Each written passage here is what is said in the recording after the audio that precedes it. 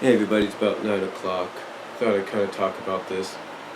Now, yesterday I did a video, basically it was a two-part deal, talking about this whole ironicness of how this whole thing with GFW and TNA and stuff's going on. And, well, it seems that, a lot of us, like myself and a few others, are not too far off of what's happening. You know, there's a lot of speculation going on with TNA right now. And a lot of things going on that, even the Schleg Daddy mentioned kind of makes TNA look stupid. First of all, there's speculation going on that Slammiversary could be the last pay-per-view that TNA does. The last one. Which pretty much could be a sign that the company's on its last legs. Now, there have been some that have defended it and everything and said, well, that's not really the case. They're just thanking the fans for 13 years of support. But according to several others, it sounded like a lot of... Basically, it sounded like the announcers, the commentators, were saying goodbye. Like, this is it. But, again, we don't really know. We don't really know. So there's that bit of news there. And then if that's not enough, according to another source, apparently a representative, not high-ranking representative, but a representative from Destination America, attended last Wednesday night's live Impact. And according to this source, which was F4W Online, that the representative was none too thrilled. In fact, the representative was very pissed off at the fact that they were not let in on the fact that Jeff Jarrett and Karen Jarrett were going to show up unannounced on Impact the way they did. They were not too happy with TNA and Dixie Carter for doing that. Now, we don't know what the ramifications are going to be if this is true, and if this is going to lead more into possibly Destination America saying, TNA, you want to hide things from us, you want to lie to us, guess what? You're done. We don't really know. Well, obviously, we don't really know.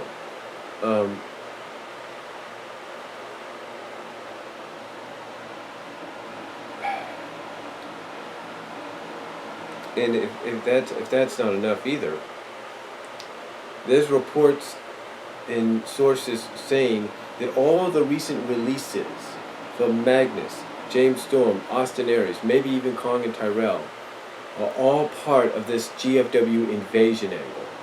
In other words, basically what they're saying is these aren't just releases, these are transfers.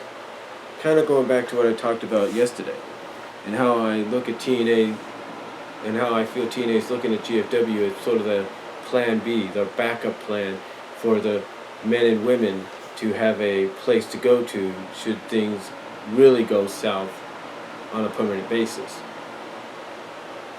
if not in a fatal way. Kind of like I mentioned yesterday with the Titanic deal.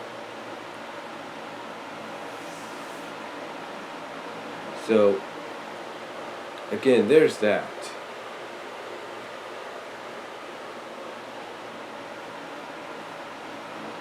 There's that. And I look at this, when I read that, a lot of people point out something. GFW's had maybe one or two, maybe three shows at most. Maybe one or two so far. Basically, they're taking their time, they're spacing things out, they want to make sure they get enough attention. So they're spacing themselves out.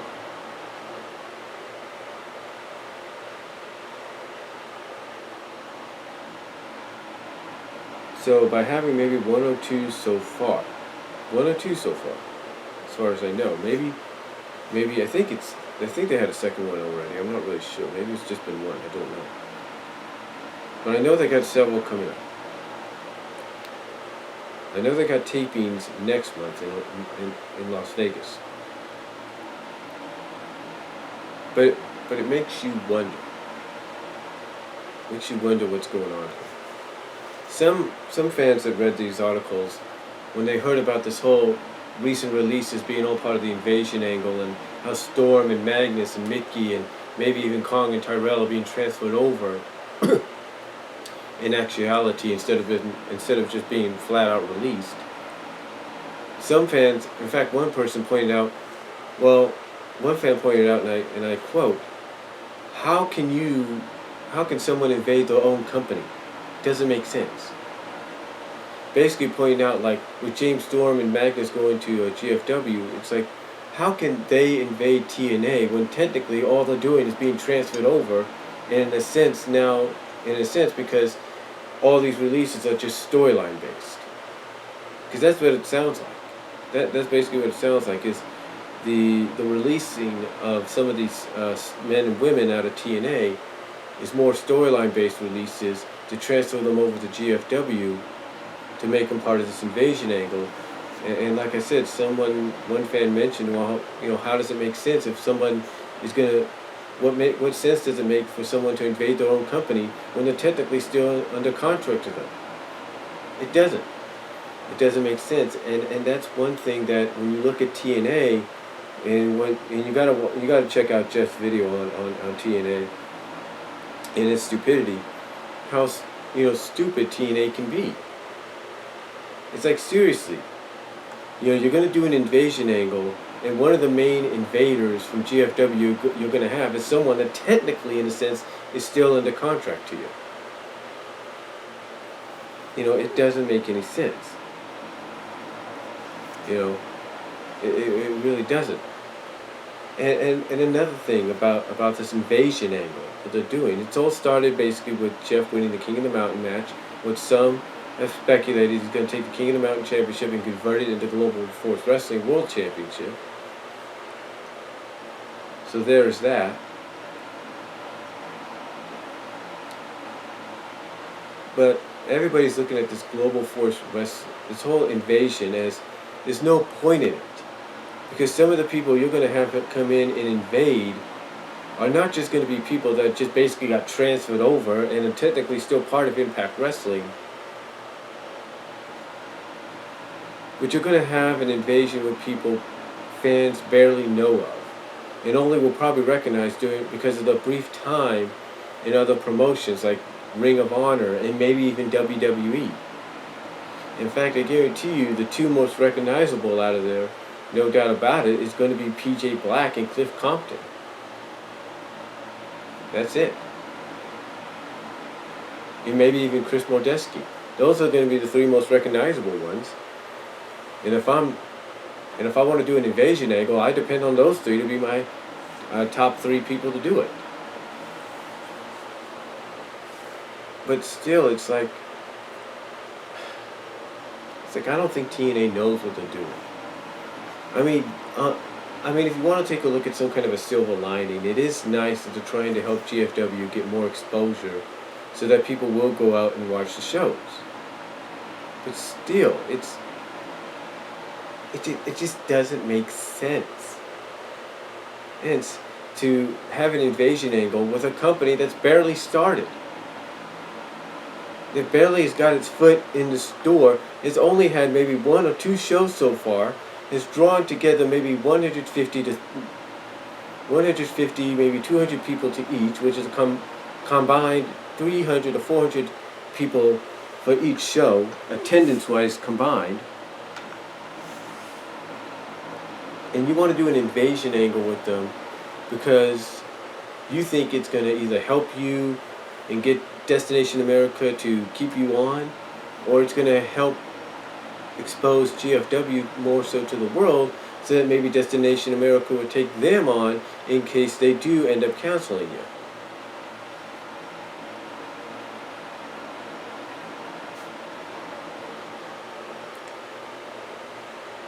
Yours truly. This is just. I don't know what TNA is thinking. I mean, here's the thing. I hope Global Force Wrestling does succeed on its own. I really hope it does.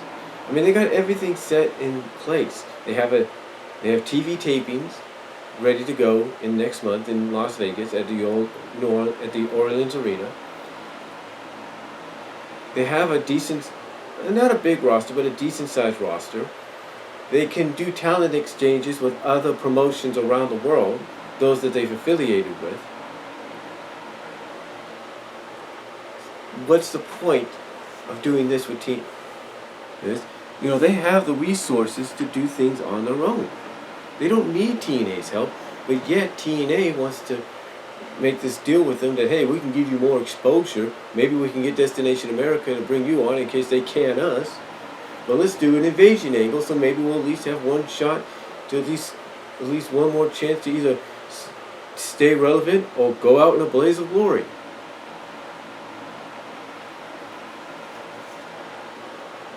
And again, this just makes you wonder, what is TNA thinking? Because obviously they're not thinking straight. Dixie Carter's not thinking straight. I mean, what is going on up here in the minds of those running that company? I'm sure Jeff Jarrett has no problem doing an invasion angle because it gives more exposure to his company more than TNA. It helps his company more than it does TNA. But yet, I'm pretty sure him and Karen are going like, what is this really going to do for us? Us except give us more exposure. And what's this really going to do for TNA? It's not going to really help them out much. It's just one of those scenarios to where you keep asking yourself the same question you've been asking for the past year, if not few years. What the hell is TNA thinking? Because right now, they're not thinking much. And with all these reports and sources going on, from the Destination America representative being pissed off about Wednesday night, from these releases being nothing more than probably storyline releases, and more so just being, hey, we're transferring you over here to now. We'll still pay you, but you're going to be transferred over here to this company.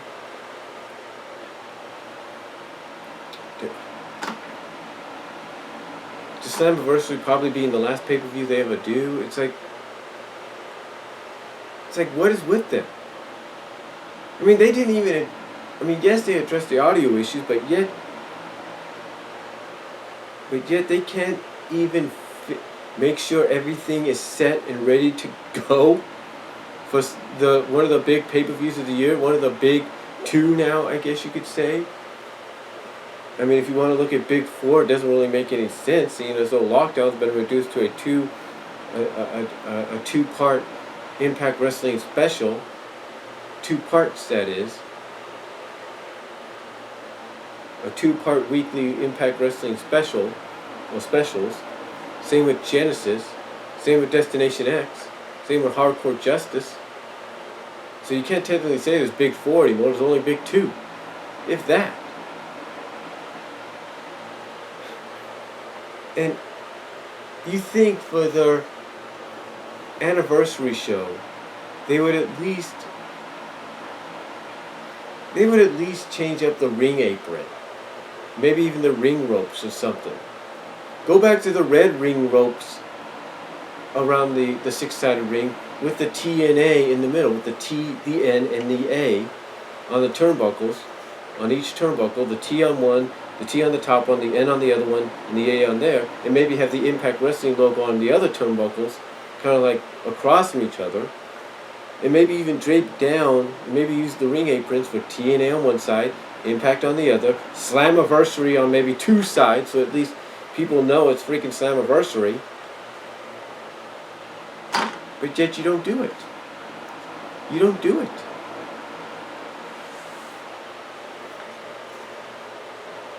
And it makes you wonder what they're thinking, to the point that they can't even properly make sure everything is set and ready to go. You have a proper presentation for Slammiversary. You can't even do that.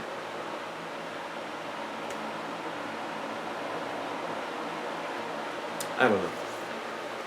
I really, really don't know anymore with TNA.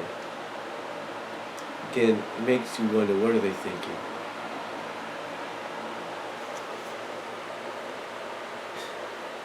You know, you have, it's like I mentioned in the last video, yesterday. You have Bob Ryder coming out and denying reports about this and that, and yet the last time they denied certain reports, those reports became true. So again, just like I ended the last video I did yesterday, Dixie Carter, Bob Ryder, and anybody else running this company, I implore you, on the behalf of the fans that still want to watch your product, still support you, but on the verge of leaving you, I implore you, look in the mirror, look at yourselves in the face, and realize it's time to stop lying and start telling the truth. I mean,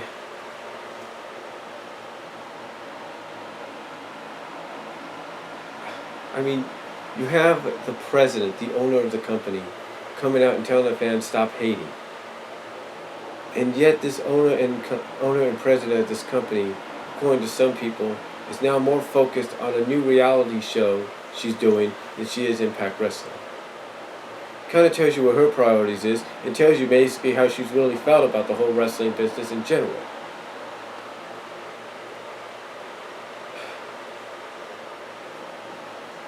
Again, I'll end this the same way I ended yesterday.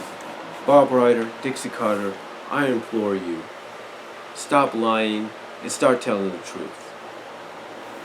Because there's an old saying, where there's smoke, there's fire. And there's another old saying, you can cry wolf so many times before no one comes and helps you out, and before no one ever believes a word you say. So I think it's time to stop crying wolf, Dixie and Bob, because sooner or later no one's going to come to your aid, because they're not going to believe a word you say. Because now it's time to start telling the truth. That's all I'm going to say, folks. You let me know what you think down below. I'll talk to y'all later.